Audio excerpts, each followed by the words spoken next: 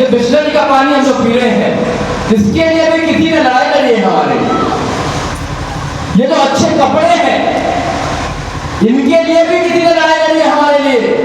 जो आज हमारे पास नौकरियां हैं, हम IAS, PCS, doctor, engineer, professor, जज, वकील हैं, तो इसके लिए किसी ने लड़ाई लड़ी है।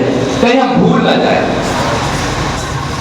जो शिक्षा का द्वार खोला है, जो आज शिक्षा लेकर हम विदेशों में जाने का काम करते हैं, आज हम उनकी आंखों में आंख डालकर उनसे सवाल करते हैं कि तुम बड़े कैसे हो, हम छोटे कैसे हैं। इसके लिए किसी ने लड़ाई लड़ी है हमारे लिए, कहीं हम भूल ना जाए।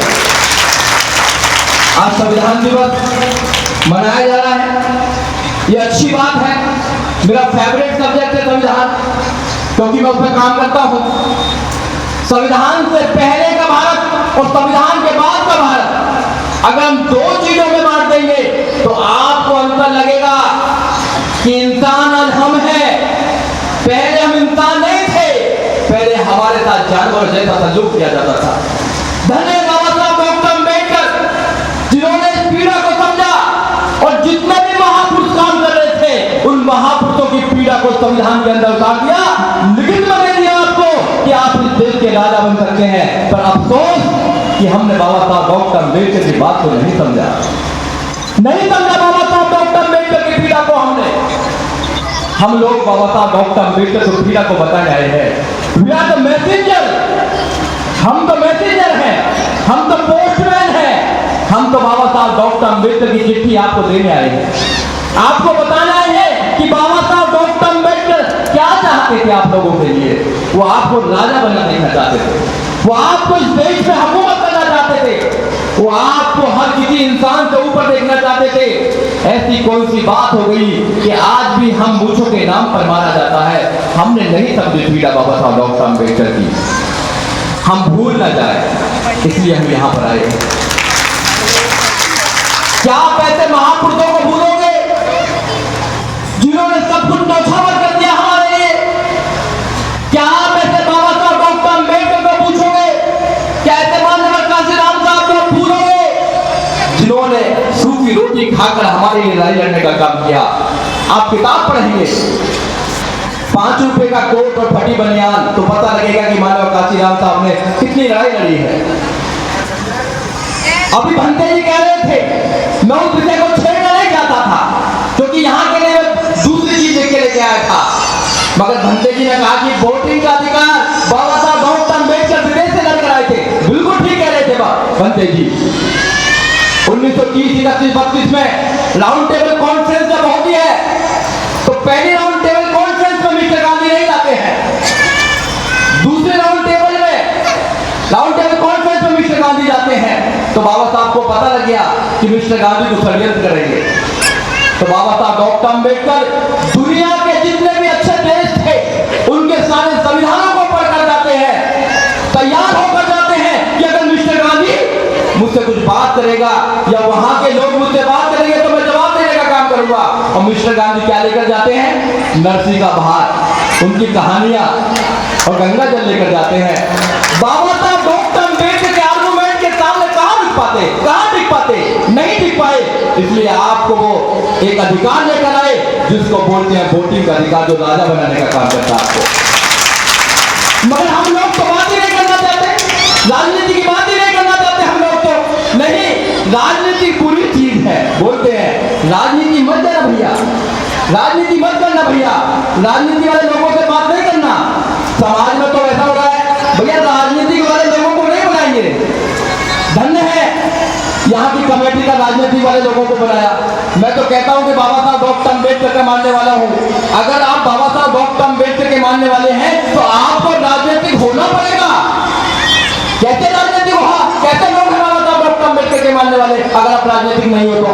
बाबा साहब डॉक्टर अम्बेडकर ने तो पूरे जीवन राजनीति की बात करी है, सबसे ज्यादा ताकत राजनीति में लगाने की बात की है। बाबा साहब डॉक्टर अम्बेडकर ने कहा कि अपनी दीवारों पर जाकर लिख दीजिए तुम्हें देश का शासक बनना है। लिखा ना लिखा? मानव काशीराम साहब को दिखाई दिया वो कि बाबा साहब डॉक्टर अम्बेडकर ने बहुत सारी बात बोली, मगर ये बात तो बोली बाबा साहब डॉक्टर अम्बेडकर ने कि अपनी दीवारों पर जाकर लिख दो तुम्हें देश का शासक बनना है। जब तो दीवार भी नहीं थी, जब तो झोपड़ियां होंगी। तो ऐसा क्यों बोला बाबा साहब डॉक्टर अम्बेडकर ने कि अपनी दीवारों पर जाकर लिख दो तुम्हें देश का शासक बनना है? क्योंकि बाबा साहब डॉक्टर अम्बेडकर जानते थे कि जिनके लिए मैं लड़ाई लड़ रहा हूं वो लोग जागरूक होंगे, वो अपनी ताकत को पहचानेंगे, ताकत का इस्तेमाल करेंगे। मैं आपको एक उदाहरण देना चाहता हूं। अगर राजनीति इतनी बुरी होती तो जिनकी दादी को 30 गोली मारी गई, जिनको पिताजी को बम करवा दिया गया, राहुल गांधी, उनको जिद है बनना तो प्रधानमंत्री बनना है, उससे नीचे कंप्रोमाइज नहीं करूंगा मैं। अगर राजनीति इतनी बुरी होती तो अपनी नंसान चले जाते, इटली में जाके कुछ बिजनेस कर लेते। नहीं, बनना है तो प्रधानमंत्री बनना है। दूसरा उदाहरण ले लीजिए, तुम्हारे उत्तर प्रदेश के बाबा मुख्यमंत्री बाबा है ना, योगी भी है और भगवान के बहुत करीब भी थे। क्या पता कुछ दिन के बाद भगवान से मिल जाते, मगर कहा कि मुझे भगवान से नहीं मिलना, मुझे तो मुख्यमंत्री बनना है। मुख्यमंत्री बन गए भाई। जो भगवान के बहुत करीब थे, भगवान को छोड़कर मुख्यमंत्री बन रहे हैं, और आप राजा बनने के बहुत करीब है। आप कहाँ जा रहे हैं? आप देवी देवताओं में जा रहे हैं। उल्टी गंगा जला दी की आपने। तो आपको समझना पड़ेगा, आपको राजनीतिक होना पड़ेगा, क्योंकि अगर आप राजनीतिक नहीं होंगे, राजनीति की बात अपने घर में नहीं करेंगे, तो राजनीति के पीड़ित होंगे आप, जैसे आज है आप राजनीति के पीड़ित। इसलिए आपको समझना पड़ेगा। सब लोगों से बात कीजिए। कोई अपने बच्चे को IAS बनाना चाहता है, कोई अपने बच्चे को PCS बनाना चाहता है, कोई अपने बच्चे को जज बनाना चाहता है, कोई अपने बच्चे को डॉक्टर बनाना चाहता है, कोई अपने बच्चे को प्रोफेसर बनाना चाहता है, कोई मेरे जैसा वकील बनाना चाहता है, मगर एक भी आदमी अपने बच्चे को पॉलिटिशियन नहीं बनाना चाहता, बाबा साहब नहीं बनाना चाहता, माधव काशीराम साहब नहीं बनाना चाहता, बहन कुमारी मायावती नहीं बनाना चाहता। क्यों? जब आप सरकार में होते हो तो आपके लिए सारे दरवाजे खुल जाते हैं। जब आप सरकार में नहीं होते हो तो सारे दरवाजों में ताला लग जाता है। उन दरवाजों को ताला खोलने के लिए पॉलिटिकल जो पावर है वो मास्टर की है। पॉलिटिकल पावर द मास्टर की। Why would you can open each and every lock? तुम प्रत्येक ताले को खोल सकते हो जो ताले लगे हुए हैं। इस देश में 3 खजाने हैं। इस देश में 3 खजाने हैं। सबसे बड़ा खजाना किसके पास कैद की चाबी? प्रधानमंत्री के पास है। तुम्हारा कोई हिस्सा है उसमें? तुम्हारा हिस्सा है उसमें? बताइए। दूसरी जो चाबी है खजाने की, दूसरा जो खजाना है वो मुख्यमंत्रियों के पास होता है। कितने मुख्यमंत्री है तुम्हारे? बताइए। तुम्हारा हिस्सा है उसमें? क्या नहीं है। और तीसरा जो खजाने की चाबी होती है वो मेयर के पास होती है, चेयरमैन के पास होती है। कितने हैं आपके मेयर चेयरमैन? किसी खजाने में तुम्हारा कोई हिस्सा नहीं है। और आप मांग रहे हो बिजली दे दो, पानी दे दो, रोटी दे दो, अनाज दे दो। अरे मांगते रहोगे आप लोग। आप देने वाले लोग हो, आप देने वाला बनिए। मांगने वाले का कोई सम्मान नहीं होता, कोई सम्मान नहीं होता मांगने वाले का। देने वाले का सम्मान होता है। बाबा साहब डॉक्टर अम्बेडकर ने तो देने वाला बनाया था आपको। आप फिर कैसे मांगने लगे? आपको सोचना पड़ेगा और कहीं भूल ना जाओ, कहीं भूल ना जाओ। इसलिए आपको अपने महापुरुषों को याद करना पड़ेगा। अगर आप अपने महापुरुषों को याद नहीं किया तो सारी कहानी खत्म हो जाएगी। तो आप संविधान का दिवस मना रहे हैं, तो मैं आपको थोड़ा संविधान से पहले लेकर जाता हूं, फिर संविधान के बाद लेकर आऊंगा। संविधान जो रखा हुआ है बात केवल किताब नहीं है, वो केवल किताब नहीं है, वो हमारी आत्मा है, वो सम्मान है हमारा, हमारी डिग्निटी है, हमारे बच्चों का भविष्य है, हमारा सम्मान का होने का एक जरिया है, हमारा गारंटी है वो। अगर उसको आप बचाना चाहते हो, उसमें बाबा साहब डॉक्टर अम्बेडकर की आत्मा है, प्राण है, सब कुछ है बाबा साहब डॉक्टर अम्बेडकर का। मगर हम लोग उसको सुरक्षित नहीं रखना चाहते। जो मौजूदा सरकार है उसके मिनिस्टर हैं अनंत कुमार हेगड़े, 2017 का स्टेटमेंट है, वो कहते हैं we are here to change the constitution of India. हम भारत के संविधान को बदलने के लिए हैं यहाँ पर। अभी 15 अगस्त 2023 को उनके सलाहकार, आर्थिक सलाहकार कहते हैं कि भारत के संविधान को चेंज हो जाना चाहिए। वो क्या चेंज करना चाहते हैं? वो आपकी एजुकेशन नहीं देना चाहते, वो आपको नौकरी नहीं देना चाहते, वो आपको सम्मान नहीं देना चाहते, वो आपको जो फंडामेंटल राइट्स उनको नहीं देना चाहते। वो लोग आर्टिकल 13 को खत्म करना चाहते हैं। आर्टिकल 13 क्या कहता है? आर्टिकल 13 कहता है कि जितने भी पहले परंपराएं हैं, मगर हम लोग उसको सुरक्षित नहीं रखना चाहते। जो मौजूदा सरकार है उसके मिनिस्टर हैं अनंत कुमार हेगड़े, 2017 का स्टेटमेंट है, वो कहते हैं we are here to change the constitution of India, हम भारत के संविधान को बदलने के लिए हैं यहाँ पर। अभी 15 अगस्त 2023 को उनके सलाहकार, आर्थिक सलाहकार कहते हैं कि भारत के संविधान को चेंज हो जाना चाहिए। वो क्या चेंज करना चाहते हैं? वो आपकी एजुकेशन नहीं देना चाहते, वो आपको नौकरी नहीं देना चाहते, वो आपको सम्मान नहीं देना चाहते, वो आपको जो फंडामेंटल राइट्स है उनको नहीं देना चाहते। वो लोग आर्टिकल 13 को खत्म करना चाहते हैं। आर्टिकल 13 क्या कहता है?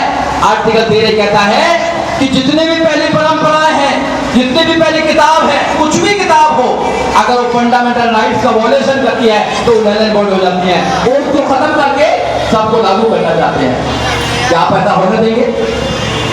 नहीं होने देना, क्योंकि संविधान अगर खत्म हो जाता है इस देश से, आप लोगों को फिर तुम्हारा गुलाम बनाया जाएगा, और गुलाम भी किस लेवल का बनाया जाएगा? आपने गुलामी की कहानी तो सुनी होगी, ये ज्यादा पुरानी कहानी नहीं है, मात्र 100-150 साल पुरानी कहानी है। आप किताबों में देख सकते हैं, आप गूगल में देख सकते हैं, आप पढ़ सकते हैं, बाबा साहब डॉक्टर अम्बेडकर का लिटरेचर पढ़ सकते हैं, आप पढ़ सकते हैं इस बात को कि कितनी सहन क्या होगा हम लोगों ने। अगर किसी के गले में हांडी और किसी के पीछे झाड़ू बांधी जाए तो कैसी स्थिति होगी उसके आदमी की, बताइए। मैं मारना और बनना पसंद करूंगा, गुलामी पसंद नहीं करूंगा। ये एटीट्यूड होना चाहिए हमारा। कैसे आया एटीट्यूड? कैसे आया कि बाबा साहब डॉक्टर अम्बेडकर ने एजुकेशन देने का काम किया। मैं जिस गांव में रहता हूँ वहाँ मेरे साथ बहुत लोग पढ़ते थे, बहुत बच्चे पढ़ते थे। मैं जब देखता हूँ कि मैं उस गांव में रहा, मैं I have spend 25 years in my village, 25 साल मैंने गांव में बिताई, बात भी वहाँ से करी, उसके बाद दिल्ली गया। तो मैं जब देखता हूँ कि उन लोगों में मेरे में अंतर क्या है, ऐसा क्या अंतर है कि मैंने वहीं का पानी पिया, वहीं में खेला उनके साथ, वहीं का अनाज खाया, तो मुझे एक अंतर दिखाई दिया कि मेरे को एजुकेशन मिल गई। तो बाबा साहब डॉक्टर अम्बेडकर ने एजुकेशन का राइट दिया था, मुझे वो मिल गई। और कहते ना कि शिक्षा शेरनी का दूध है, अगर वो पी लेता तो दहाड़ता है। आज मैं पूरे देश में जाने का काम करता हूँ। एजुकेशन से कोई कंप्रोमाइज नहीं है। आप अपने बच्चों को सबसे अच्छी एजुकेशन देने का काम कीजिए। उस समय हमारे पास पैसा नहीं था, बाबा साहब डॉक्टर अम्बेडकर के पास, पिताजी के पास पैसा नहीं था, मगर वो विदेश पढ़ने गए। आज लोगों के पास पैसा है मगर अपने बच्चों को विदेश नहीं भेजना चाहते, वो लोग नहीं भेजना चाहते। एजुकेशन सबसे महत्वपूर्ण चीज है, उससे महत्वपूर्ण दुनिया में कोई चीज नहीं है। अगर आप लोग इस देश में राज कर सकते हैं तो एजुकेशन के माध्यम से राजनीति पर कब्जा कर लीजिए। जिस दिन आपने राजनीति पर कब्जा कर लिया उस दिन आपके सारे दरवाजे खुल जाएंगे। क्योंकि मैं राजनीति की बात क्यों कहता हूँ? मैं इसलिए कहना चाहता हूँ कि एजुकेशन भी उनके हाथ में है, एजुकेशन भी उनके हाथ में है। आर्टिकल 21A कहता है फंडामेंटल राइट एजुकेशन है, 6 साल से लेकर 14 साल तक के बच्चे को फ्री एंड कंपल्सरी एजुकेशन मिलनी चाहिए। क्या मिल रही है? नहीं मिल रही। क्यों नहीं दे रहे हो आपको? क्योंकि वो आपको शिक्षित नहीं बनाना चाहते। वो आपके बच्चों को सब कुछ देंगे मगर शिक्षा नहीं देना चाहते हो। क्यों नहीं देना चाहते? क्योंकि आप सवाल पूछेंगे, आप पूछेंगे सवाल कि खीर खाने से बच्चे कैसे बड़े हो जाते हैं, आप पूछेंगे ना। आप पूछेंगे ना कि कोई आदमी मुंह में सूरज कैसे ले लेता है, पूछेंगे आप सवाल तो पूछेंगे। एक महिला के 10 हाथ कैसे हो सकते हैं, पूछेंगे ना सवाल। वो सवाल से डरते हैं, वो डरते हैं सवाल से। वो पहले भी डरते थे, वो आज भी डरते हैं, इसलिए वो छुपा कर रखते हैं, वो छुपा कर रखते हैं। और मैं आपको एक बात बताना चाहता हूँ, आप लोग बहुत बहादुर लोग, हमारी कौम बहुत बहादुर कौम है। हमने सरेंडर नहीं किया, हम गुलाम बने मगर हमने लड़ाई से सरेंडर नहीं किया। हमने कभी गुलामी को महसूस करा, हमने गुलामी सही मगर हमने सरेंडर नहीं किया। दुश्मनों के सामने लड़े, लड़ने के बाद में हम गुलाम बने, वो बात अलग बात है, मगर हमने कभी सरेंडर करने का काम नहीं किया। आज हम सरेंडर नहीं करते। हम जिंदा कौम है, हम लड़ना जानते हैं। हमारे महापुरुषों ने लड़ने के देश में आजादी देने का काम किया है। चाहे बाबा साहब डॉक्टर अम्बेडकर हो, चाहे ज्योतिबा फूले हो, चाहे जितने भी महापुरुष हमारे हुए हैं, सबने लड़कर मुकाम हासिल किया है। हमको भी लड़ना पड़ेगा। आराम से आजादी नहीं मिलती है, आराम से शासन नहीं मिलता है, आराम से राजा नहीं बनाया जाता है। हमें लड़ना पड़ेगा, बच्चों को तैयार करना पड़ेगा। हम अपने बच्चों को जब तक तैयार नहीं करेंगे बात बनने वाली नहीं है। तैयार तो करना पड़ेगा आपको बच्चों को। ये आपने देखा, अभी हमारे बच्चे यूनिवर्सिटी में जाते हैं, IIT करते हैं, इंजीनियरिंग करने जाते हैं, अलग अलग बड़े बड़े कॉलेजों में जाते हैं, और आपको पता होगा सुसाइड वहां पर कर लेते हैं, क्योंकि वो सिचुएशन से लड़ ही नहीं पाते, क्योंकि आपने लड़ना सिखाया नहीं उनको। अगर आप उनको लड़ना सिखाते तो उनको जवाब देते और वहां पढ़ते और पढ़कर अपने आप को स्थापित करने का काम करते। इसलिए विचारधारा बहुत जरूरी है, विचारधारा बहुत जरूरी है। मैं हमेशा एक कहानी सुनाता हूं आप लोगों को, पिछली बार भी मैंने सुनाई थी कि विचारधारा क्यों जरूरी है, ये बड़े बड़े मंच लगाने क्यों जरूरी है, डिस्कशन करना क्यों जरूरी है, बाबा साहब की बात करना क्यों जरूरी है। जैसे चाकू पर धार लगाई जाती है वो पहला हो जाता है, वैसे विचारों पर भी धार लगाई जाती है। बार बार बर्तन को मारने से बर्तन चमकने लगता है, बार बार विचार की बात करने से हमारे सबकॉन्शियस माइंड में बात बैठ जाती है, फिर हमसे कोई लड़ नहीं सकता, हम आगे जवाब देते हैं। इसलिए विचारधारा जरूरी है। और विचारधारा क्यों जरूरी है बच्चों के लिए, आपको अपने बच्चों को विचारधारा क्यों देनी है उसको समझना पड़ेगा आपको। एक बार क्या हुआ, सुप्रीम कोर्ट के अंदर एक ऑर्डर आया कि एनिमल प्रोटेक्शन एक्ट बना। पहले आपने देखा होगा जितने भी लोग बैठे हुए हैं, सर्कस हुआ करते थे, सर्कस में सारे जानवर हुआ करते थे। जब सुप्रीम कोर्ट को लगा कि ये जानवर है, इन पर एट्रोसिटीज होती है, तो एक्ट बना दिया और सब जानवर छोड़ने पड़े। मैं शॉर्ट में बताना चाहता हूँ आपको। तो जब छोड़ने पड़े सारे, तो जंगल में शेर भी छोड़ने पड़े, क्योंकि शेर भी हुआ करते थे। जब जंगल में शेर गए, छोड़े गए, तो 10 दिन के बाद अखबार में लिखकर आया कि जिन शेरों को छोड़ा गया था, जंगली कुत्तों ने उनका शिकार कर लिया। क्यों जंगली कुत्तों ने शिकार कर लिया?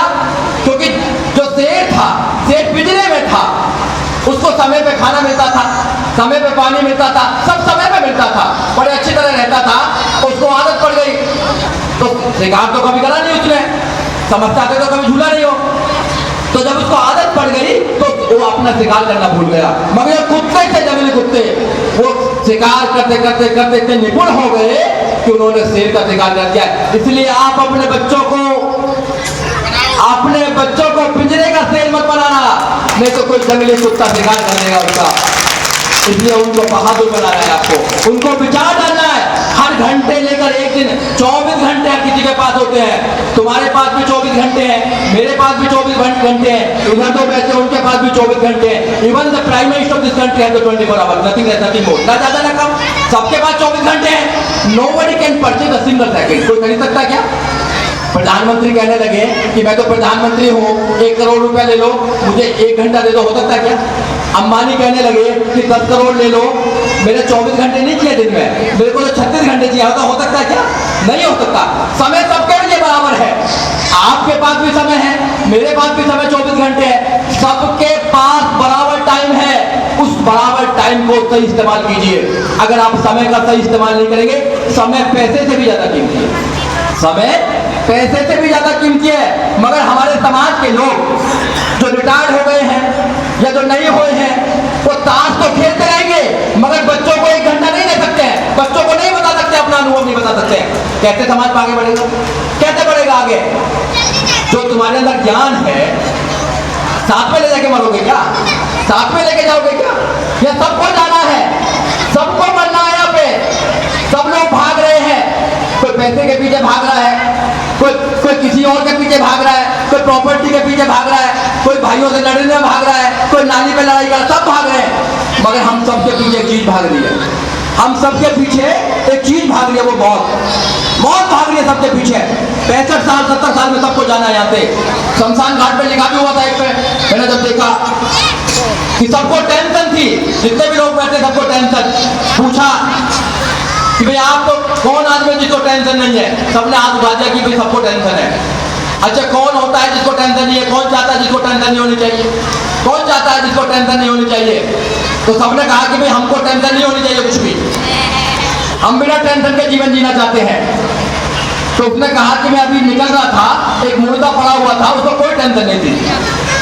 आप कौन जाना चाहते हैं? तो बोला कि कोई नहीं जाना चाहता भाई। तो जब तक जीवन है, जब तक संघर्ष है, लड़ना पड़ेगा हम लोगों को, संघर्ष करना पड़ेगा, हमको टूटना नहीं पड़ेगा, संघर्ष करना है हमको, क्योंकि हमारे लोगों ने, महापुरुषों ने संघर्ष करने बताया। ये संविधान वैसे नहीं बन गया, ये संविधान वैसे नहीं बन गया है, संघर्ष करने के बाद बनाया। बाबा साहब डॉक्टर अम्बेडकर ने 2 साल 11 महीने 18 दिन के अंदर कितना संघर्ष करा होगा, वो व्यक्ति कितना लड़ा होगा, कितना पढ़ा होगा, कितने लोगों से आर्गुमेंट किया होगा, कितने लोगों से डिबेट करी होगी, हर आर्टिकल पर डिबेट करी होगी बाबा साहब डॉक्टर अम्बेडकर ने, जब उसको सिद्ध करने का काम किया। और बाबा साहब डॉक्टर अम्बेडकर ने जब संविधान बना दिया, संविधान बनाने के बाद बाबा साहब डॉक्टर अम्बेडकर से पूछा कि बाबा साहब डॉक्टर अम्बेडकर आप कैसा समाज चाहते हैं? तो बाबा साहब डॉक्टर अम्बेडकर ने कहा कि मैंने भारत के संविधान में लिख दिया है कि मैं कैसा समाज चाहता हूं। समाज में 4 चीज होनी चाहिए। समाज में न्याय होना चाहिए, समाज के अंदर समता होनी चाहिए, समाज के अंदर स्वतंत्रता होनी चाहिए और समाज के अंदर बंधुता होनी चाहिए। न्याय, समता, स्वतंत्रता, भाईचारा होना चाहिए। जिस समाज में 4 चीज है वो समाज आदर्श समाज माना जाएगा और जिस समाज में चीज नहीं है वो नहीं माना जाएगा। क्या देश में न्याय है? नहीं है न्याय। मूंछों के नाम पर मारा जाता है, बारात नहीं चढ़ने दी जाती है, पानी छू देता है बच्चा, मटका छू देता तो उसका कत्ल कर दिया जाता है। नहीं है न्याय। तो कहां न्याय की बात करते हैं? न्याय तो बाबा साहब ने जस्टिस की बात कही है, जस्टिस सोशल इकोनॉमिक और पॉलिटिकल की बात की है। तो 2 न्याय हमारे पास नहीं है। बाबा साहब पॉलिटिकल न्याय अपने जीते जी देके गए हैं, 2 न्याय हमारे पास नहीं है। आर्थिक न्याय नहीं है और सामाजिक न्याय नहीं है। तो मानव काशीराम साहब ने कहा ना कि ये बहुजन समाज पार्टी केवल मात्र राजनीतिक पार्टी नहीं है, ये सामाजिक परिवर्तन, आर्थिक मुक्ति का आंदोलन है। इस आंदोलन को रुकने मत देना, इस आंदोलन को बढ़ते रहने देना, इसलिए हम लोग काम करते हैं। आप लोग मात्र राजनीतिक पार्टी समझते होंगे कि जहां पर ये बहुजन समाज पार्टी के लोग आ जाते हैं